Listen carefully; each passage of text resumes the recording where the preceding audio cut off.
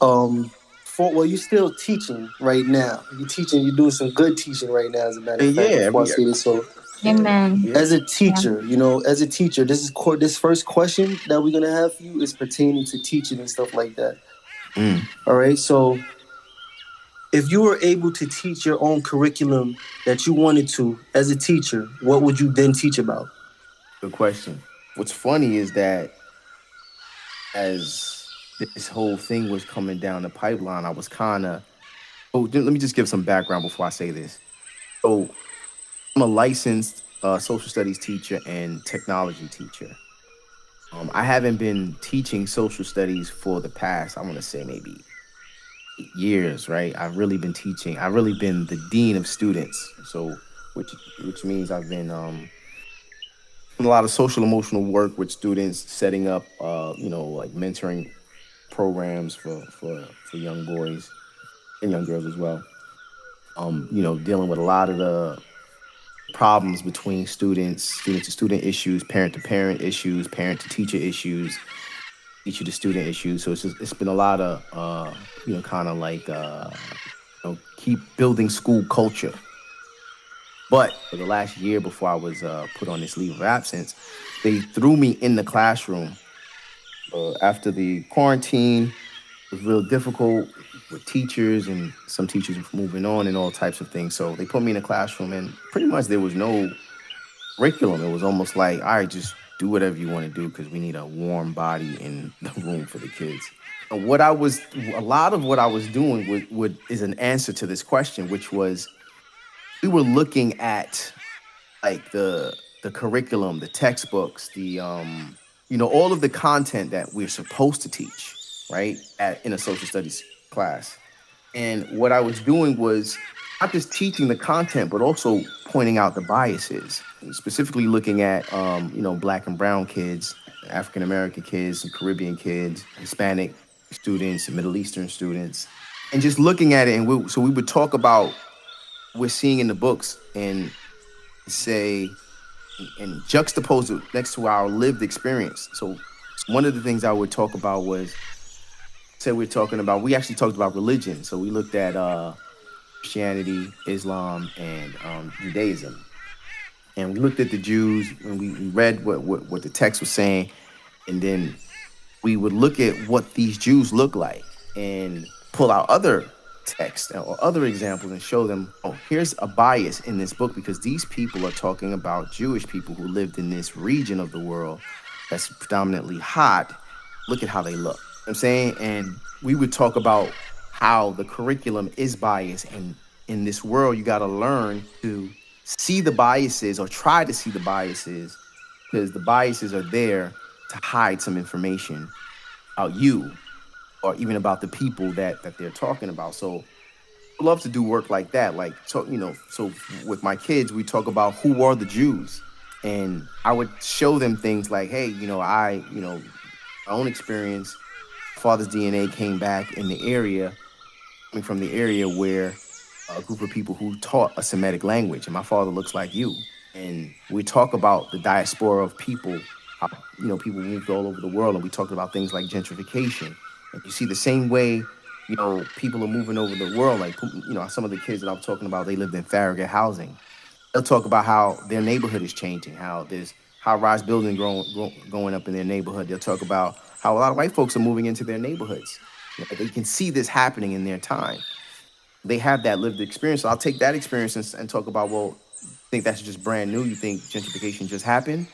And then they start to see how gentrification happened in places like Israel. And I mean, gentrification happened in places like Spain. Once upon a time, people in those regions would look just like you. Now they don't. So just to get them to see bias, we'll talk about Christmas. We talk about Easter. We talked about all of these things that we're taught, that was poured into us, we should accept and believe. And that's fulfilling to me. One of my students said to me when he was, during one of these discussions, he's like, "Yo," they call me Mr. O. Yo, Mr. O, yo, what you believe, Mr. O? Yo, I want to believe whatever you believe. And that moved me because he saw value in what he was learning about the biases. You know what I'm saying? He wanted to understand. And I never said to them what I believed. I never said to them, I don't proclaim, I'll say this right now in front of I don't proclaim I don't proclaim to be Christian, Muslim, or any of the religions. I don't say any of those things. You know what I'm saying? Because they put God in a box. And so he like, yo, what do you believe? And I just couldn't answer him. I just believe in the Most High God. Because of the type of lesson that he was getting in the classroom, can't help but to talk about God, because they start to ask questions like, who your enemy is? Who's the enemy? And I try just to be politically correct for the platform that I play, I'm standing on as a educator in the Department of Education. It's not about you can't be pouring your biases into the kids. So that's what I wasn't doing. So I didn't really want to talk about religion at all or my beliefs. However, I did want to talk about the biases that exist already present for them. And a lot of the kids found out, and these were sixth grade students, and they found it very rich, I can say. Very smart, very wise decision to do it that way. Yeah, thanks. Yeah, definitely. Facts. Planting seeds is the best way to do it with children. You don't want to hit them with the heavy hitting information. Oh, you sweeping them, you exciting them, you getting them hyper. They in class, they not ready for that yet. You got to hit them with the seeds so that way they always remember those things that you said. They always remember those values. They always remember that energy. And when they get older, you knew what you was doing. You knew what you was doing. For sure. For sure. All right, cool. So we about to get into this second question right here. All right, so what brought you into the profession of teaching? I mean, honestly, yo, this is a ill story. At least for me, it is. I really didn't know what I wanted to do. I first got the job in the Department of Education not by accident, but in my worldview, I'm gonna say by accident, right? So I just graduated from Queensborough Community College, and I got an associate degree in liberal arts. And I didn't really have much guidance, much direction in terms of going to school. Even when I graduated high school, I graduated kind of abruptly. Wasn't really even planning to graduate. The guidance counselor just came to me and was like, "Oh, if you want, you can graduate this year." I'm like, "Really?" It's like May. People had been planning for graduation, years in advance, but here it is May. The guidance counselor was telling me, "Look, if you go to summer school, if you want, you can graduate in the summer." And I was like, "What? Get out of high school? Hell yeah, let's do that." Because everything was rushed. So even when I went to college, like I didn't really think about what I wanted to do in college. I ended up going to Farmingdale first, and I flunked out of that. Then ended up trying to make it up in Queensborough Community College. So, all right, they said, I guess with a liberal arts degree, you know what? I might as well just teach. And it wasn't really like planned, but I say it was planned in the spirit. I'll tell you another story about that, why, and after this. So graduated Queensborough Community College and went into City College. So I'm gonna take an education degree, and ended up transferring to history because they would use some scare tactics at City College, saying if you don't pass this test and all this stuff. So I kind of want to circumvent the test, just take it on my own. I ended up doing that. Then, while I was in community college, I graduated. My aunt said to me, "Look, want a job?" I was like, "Yeah." I wasn't working at the time. I was living in a one-room apartment, a studio apartment with 4 other people, and had no job. The lights was off, and the rent was backed up like months. And I said, "Yeah." And she said, "All right, you come work in my school." It was 24 in Bed-Stuy. I walked inside the school building. I was sitting there waiting for the principal. Her name was Miss Washington at the time. As I'm saying it, she took forever to come talk to me. Like, I felt like I was there for about 2 hours. And as I'm sitting there, now this is the Bed-Stuy, Brooklyn. Seeing the truancy officer yank a kid and brought a kid into school. I saw the math teacher yank a kid into the office. I saw the police department come to the school. I think I saw the fire department come to the school. And I saw the ambulance come to school while I'm sitting there. I'm like, whoa, do I want to work here? Now, I'm not getting a job as a teacher. I'm getting a job as a school aide. And I was like, yo, but I needed to work. I hadn't been at City College yet. So even though I had this liberal arts degree from Queensboro Community College, it never registered in my mind that I'm going to be a teacher. In fact, back in those days, I was bent on being a rapper. So for me, it was like, I'm just gonna do this to make this bread, but I'm about to take the game by storm. So I was gonna be a rapper. So I was never thinking about a career at all. Like that was the furthest thing from my mind. Going to school was just something that my mom's has instilled into me. Like you got to go to school. She had passed away by then, but I just remember her before she died saying, "Look, just finish school, finish school." So I was just like doing that because that's what I was expected to do. But I didn't really plan it out. What got me to even go to to City College was because at the end of, so I started that was 1998, right? I'm probably dating myself, but at the end of the school, so I started that March. That year was March 1998. I just started, so if you know how the school works, March, April, May, June. After June is summer, so I worked 3 months. I was like, damn, yo, now I gotta find another job because it's the summer. I don't got no money, and this was nice while I had it. So as I'm walking out the school building, this woman, I believe it was Miss Santos, who I'm still friends with now. She says, "Did you get your summer checks?" I'm like, "What you talking about?" He's like, "Yeah, you gonna. I mean, you're not gonna get all of your checks, but you gonna get some summer checks because you worked." I said, "What? I'm getting." I said, "Wait, you mean I'm getting the summers off and they gonna pay me?" That's just to show you how naive I was. I didn't realize that teachers get paid to stay home. I was already stressed about what I'm gonna do for money. Now I got like it was nothing. It was like maybe I think for the whole summer I probably got like the 3 months I probably made like $600, right? But no, it was money for me. I realized, wait a minute, remember I wanted to be a rapper. So I'm like, oh, you mean I could stay home for the summer, get these summer checks, and push this rap thing? Oh yeah, what other, this is what I'm saying to myself, what other positions can I do in this? Then I found out that, oh, they would even pay 6 credits of school for you. You mean I could go to school free for six? I get 6 credits of school for free. I could work the summer, still do the rap thing. All right. So I started researching. It motivated me to research what other jobs I could do. So while I was going to school, working in that school, 324 was crazy, crazy, crazy. One of the craziest schools I've ever been in. Seeing like music stars come over and come to the school and run out for their lives. Kids were off the chain.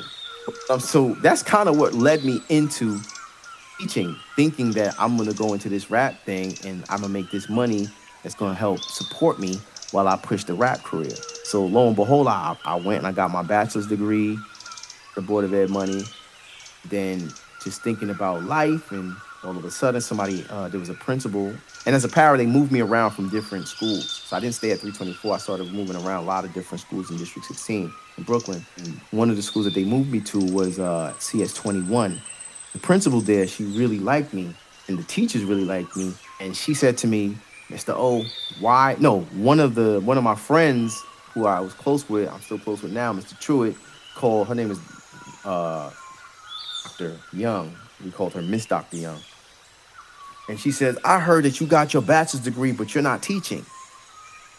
By that time, I said, "I'm not trying to teach. You crazy? I'm just going to pursue this music thing." She said, "Look, I'm giving you the day off. Don't come into my building. You better go down to the district office and get processed." She's kind of one of those leaders in the community that when they say do something, you better just do it and shut up. I did what she said to do, and I went down to the district. They didn't want to hire me for her school, and she didn't like that, so she ended up sending me to her husband, who was Lester Young. He's actually the New York City regent now, and he put me in the school that I just got laid off from. And that's kind of how I started teaching. And the story that I'll tell after this was that, and the reason why I say it's really God, because before I started teaching, while I was working for, I was trying to find my way in this world, my sister, at the time she was 18, she's younger than me, she was out with one of her boyfriends, with her at the time was her boyfriend. I gotten some complaints. We have two different mothers. So her mother called me and complained about this guy she was seeing, how disrespectful and rude he was. I just happened to see them one time on my way home from work. I was working at Banana Republic. I pulled over and I was like, "Yo, you out? It's 12 o'clock. What you doing outside? Big brother." And she's out with my friend, and it was her birthday. I'm like, "What?" And they was coming out of a liquor store. So I was like, "Yo, you coming out of a liquor store? What?" So I started talking to this dude. I'm like, "Yo, man." My sister out this time of the night. Mother's complaining about you too. And in my mind, I'm gonna tell you, I was being respectful. He was belligerent. Was like, what? He's like, don't nobody tell me what to do with my woman. I don't care. This is my woman. He started like flexing in front of me. And in them days, you say certain things and certain words that you say. You know what I'm saying? And I'm not sure if I'm allowed to curse on this. He was like, don't nobody tell me what the f to do with my woman. He's like, yo, f you, and those are fighting words. I'm a changed man now. But in those days, those were definitely fighting words. So he said that he had a bottle of, he had a 40 ounce in his hand. He's like, what you gonna do? What you gonna do? And posturing, he dropped the 40 ounce, and I took the bottle and I hit him over the head with it. My whole life flashed before my eyes in that moment, and I saw myself teaching the school system. I had no intentions of teaching at the time, but I saw that in the moment that I hit him over the head and he had grabbed me.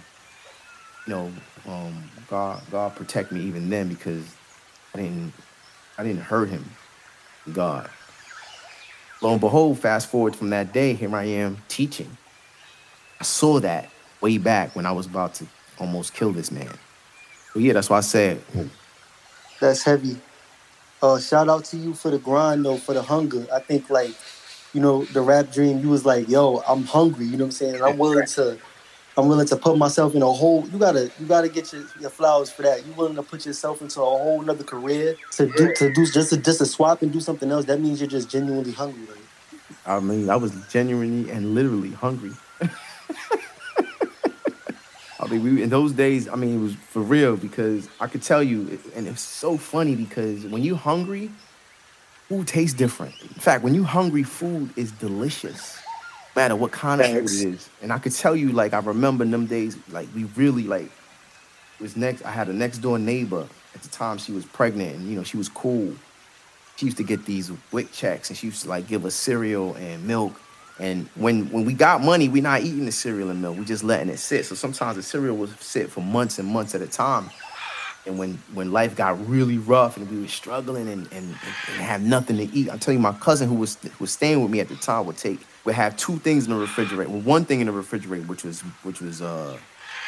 maybe a box of Minute Maid juice and cornflakes on top of the refrigerator. He would take the Minute Maid juice and mix it with the cornflakes because we ain't had no milk. Eat it, and I could tell you, like, that cereal would sit for months.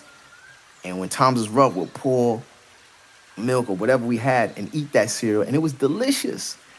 And when I started teaching, I'll never forget, lady who I was with at the time had cereal that used to sit on top of the refrigerator. Because, when you got options, sometimes food could sit in your cabinet on your refrigerator for months and you don't need it. She was like, I'm throwing this cereal away because it's old. I'm like, nah, that cereal's still good.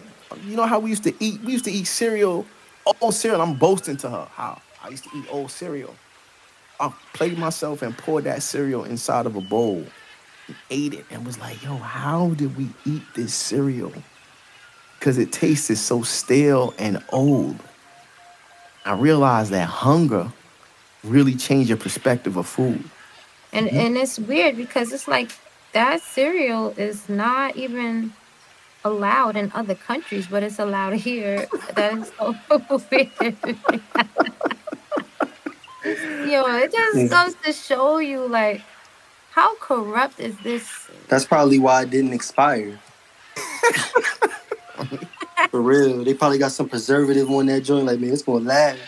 Oh, oh The man. best cereal ever. Ever, man. We eat that with licking your fingers and scraping the bowl. Because that's what hunger does to you, man. When you don't have anything, you'll eat anything, man. And you will eat anything. And they know that. And this is how they get the people, because they starve the people. Yeah. Starve the people, which is kind of what they were even doing when you think about the whole scab culture, the whole, they're going to starve you out. We're going to take your job from you. And you're going to have to take this medicine because you're going to be hungry. And they know that. You'll do anything. I have some colleagues that they bowed because was hungry. The Everything. system cannot be trusted, man. If you But consider what you just said, some of your testimony, it definitely shows that everything happens for a reason, man. absolutely. We all here for a reason, man. Just gotta believe it. And believing it is not a one time, it's not a one shot deal.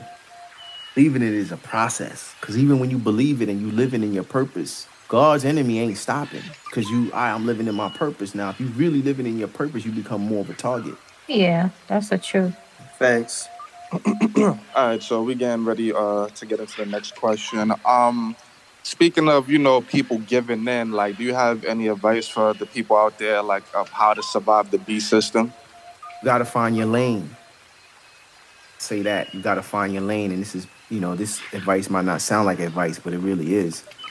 Because my lane might not be your lane. You know what I'm saying? And and here, there's a story. I always get these names mixed up, but there's a story of Mordecai. Some people are in the system. They caught up. They right next to the people the gatekeepers and the people that wield the power in their respective locations. But if you know the story of Mordecai and Esther, where the king, and I don't know all the names, but I'll say just the king, his wife, banquet, the king called his wife because she was so beautiful. The wife pretty much embarrassed the king, didn't show up, and all of his henchmen and his, nobles was like, yo, king, you can't let that stand. She's the queen, you're the king. She's setting a standard, the rest of the women in the kingdom that don't gotta listen to their men. Long story short, he got rid of her, and now he's looking for a new queen. Esther, who was a Hebrew, was eventually chosen. They dressed her up, and she was like one of the most beautiful women that the king has seen, and he loved her because she was beautiful. She was a Hebrew, and Mordecai told her, Mordecai is her cousin. Mordecai was like, don't tell the king who you are. She was made to be the queen, lived with the king. The king didn't know that she was a Hebrew.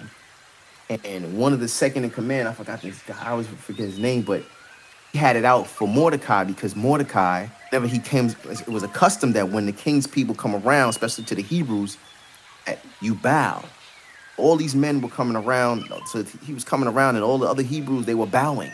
But Mordecai wouldn't bow.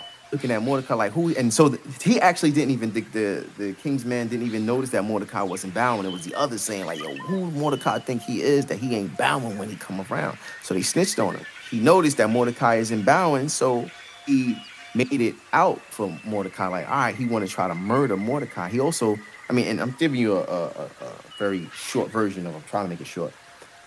For that, he came after Mordecai, and he was also coming after the other Hebrews. So Mordecai and to Esther was like, yo, Esther. Went to the kingdom and was like, yo, Esther, he tore off his clothes. Like, you got to do something because they plan on killing our people. And Esther was first afraid, like, I can't. If I go in, it's a custom that if you go into the king's court unannounced, the king would murder you unless he puts up the iron scepter to give you a pass. So she's telling Mordecai, look, I can't go in there. Because if I go in there, he's going to kill me. And Mordecai's like, well, they planning on killing all of your people right now. So Esther realizes that, look, she's going to have to, her people's going to die. She doesn't do it. So she goes in the king's court. She dresses up, put on, how women do. They get real dolled up, nice, everything showing. And all, sexy for the king. And she walks in there and the king's shocked. Then Esther she faints on the floor, and the king puts up the iron scepter, like, yo, what happened? Like, my wife, and whatever. So he tends to her. She's like, what happened? What happened? And so she explains to the king, like, they're going to kill my people. And then she reveals in this who her people are, Hebrews. Long story short, because of what Esther did, because Esther denied who she was, did not say that she was a Hebrew, he ended up saving all of the Hebrews from being slaughtered. In fact, got it where the guy, I don't remember his name, who was trying to kill Mordecai, he ended up getting murdered himself because Esther, being in close proximity with the king, was able to save the people. So I'm saying that to answer, I use that story to answer your question, to say we all got our places in this struggle, in God's fight. You got to find your lane. I won't tell you, there's some people that they did what they did. And they are where they are. But if your heart is where the Most High is, if your heart is where, and you're listening to him, there's a reason for you to be there. Know that that's your reason, and know that you're there because God has designed you to be there, because you might have to go to the king, faint, so that somebody else could live. You know what I'm saying? Yeah, That I truly believe that because we can't judge anyone for what they, what they do here on this earth. Like we don't have that. I mean, it's God said that you do not judge. He said that for a reason. So whatever anybody had to do to survive, I believe that they had to make that Had to sacrifice for make the that next one sacrifice. Yeah. to survive and live. And if they do not continue to do what the government tells them and listen to God and do not take that mark that's coming, their faith will get them to where they need to be. Yep. Like they will endure to the end. Like God said, you do endure to the end. All right, you fell this time. All right. Next time, listen, just don't. You and me may not be walking in the same lane, right? But it's not for me to judge you. I might judge you as it pertains to lane that I'm walking in. I'm saying like I'm walking in this lane. That lane that you walking in, that's not my lane. I'm gonna make judgment on that. Other than that, no judgment for me to make of you. You know what I'm saying? You did what you did, that's your lane. I didn't do what you did. That wasn't my lane. God is a mysterious God, and a lot of times a lot of people say, "Well, God don't want you to do that." You can't tell me what God wants me to do. First shall be last, the last shall be first. These things are mysterious. What does that mean? well, at this point, I really believe that love does cover a magnitude of sins. So besides trying to do the whole perfection thing and trying to think, yo, I know so much better, and I feel like trying to use love a little bit more to help balance some of those imbalances out, because a lot of times people got a spirit of fear on them, and they let in the powers that be tamper with their mental too much. This is for some people that's woke, even like it tampers with your mental too much because you're seeing all this darkness and you think everything on this earth is the devil's playground. And yeah, I get all of that. I understand all that, but that's all based off the decision making that we've played a role in the power being passed. That was us making decisions to make a certain power be not with us anymore. And that power is going to be taken back by us raising up the frequency. Raising up the frequency means less judgment, more love, just a wiser way to handle Yeah. these situations. It's not about being right all the time. It's more so about, yo, what does this person need me to express to them for them to open up to this knowledge that I do have? We need to think a little bit more humbly when it comes down to trying to break down our spirituality's individual concepts, because we all have different stories. We got different testimonies. Some of us started in different churches, different religions, different this, different that, different upbringing, all types, so many different things. For you to expect somebody to just snap of a finger understand something that you're trying to explain is quite difficult. Yes, sir. Right. Right. We need to meet people where they're at, you know? Like that love is definitely it, man. Love, yeah, love, man. We definitely need more love, more patience with each other, you know? And But that's the highest frequency, uh, love. uh, uh, absolutely.